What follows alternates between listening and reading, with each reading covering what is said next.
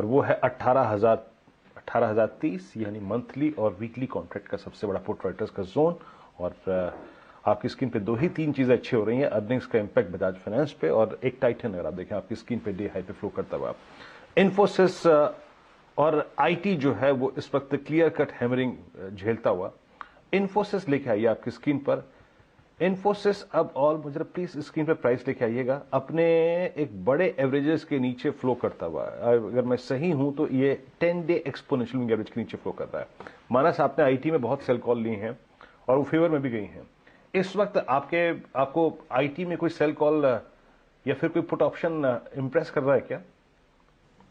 देखिए, मैंने अभी सबसे पहले इन्फी की ही बात की थी। 1895 के आसपास का भाव था, तब मैंने एक सेल रिकमेंडेशन दिया था। और मेरा समझना है कि इन्फी अपने 20 डे मूविंग एवरेज को ब्रेक करके 1850 की तरफ जाने की कोशिश करेगा।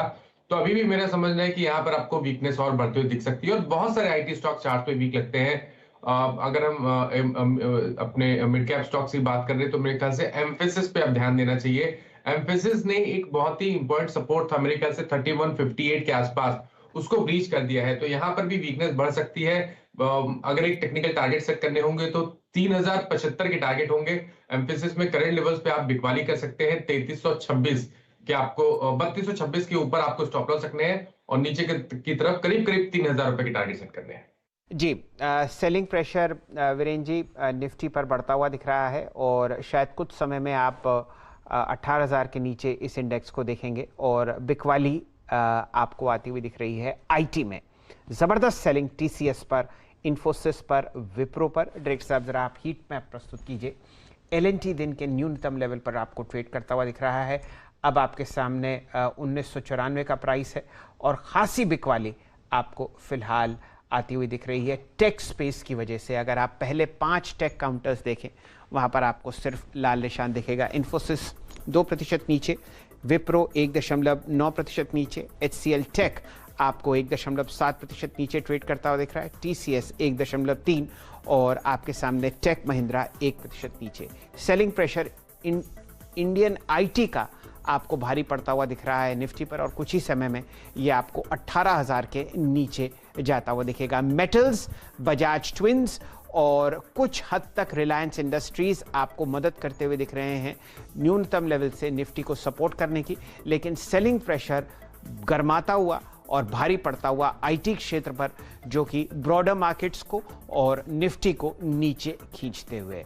टाइटन मुस्तैद है तेजी में, आरआईएल मदद करता हुआ, मेटल्स जुड़ते हुए तेजी में और बजाज ट्विंस आपको निफ्टी की मदद करते हुए। लेकिन फिलहाल 18,000 आपके सामने निफ्टी पर और शायद ये आपको कुछ ही समय में 18 के नीचे दिखेगा। उत्तेकर साहब के पास एक ट्रेड है सर।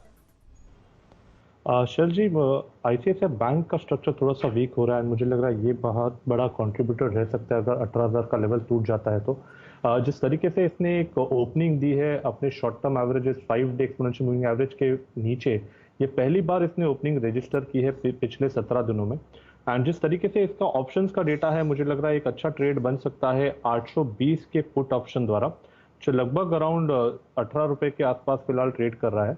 स्टॉप लॉस आपको लगाना है इंट्राडे के लिहाज से अराउंड 15.60 का। एंड जिस तरीके से यहाँ पर डेटा प्लेस्ड है, मुझे लग रहा है लगभग अराउंड 26 से 27 के आसपास के स्विंग्स इंट्राडे में ही बनने चाहिए। सो थोड़ी सी बिकवाली हो सकती है आईसीआईसीआई बैंक इस पर्टिकुलर काउंटर में एंड 820 के पुट द्वारा इसे पार्टिसिपेट किया जा सकता है। तो दिग्गज फ्रंटलाइन आईसीआईसीआई बैंक पर आपको एक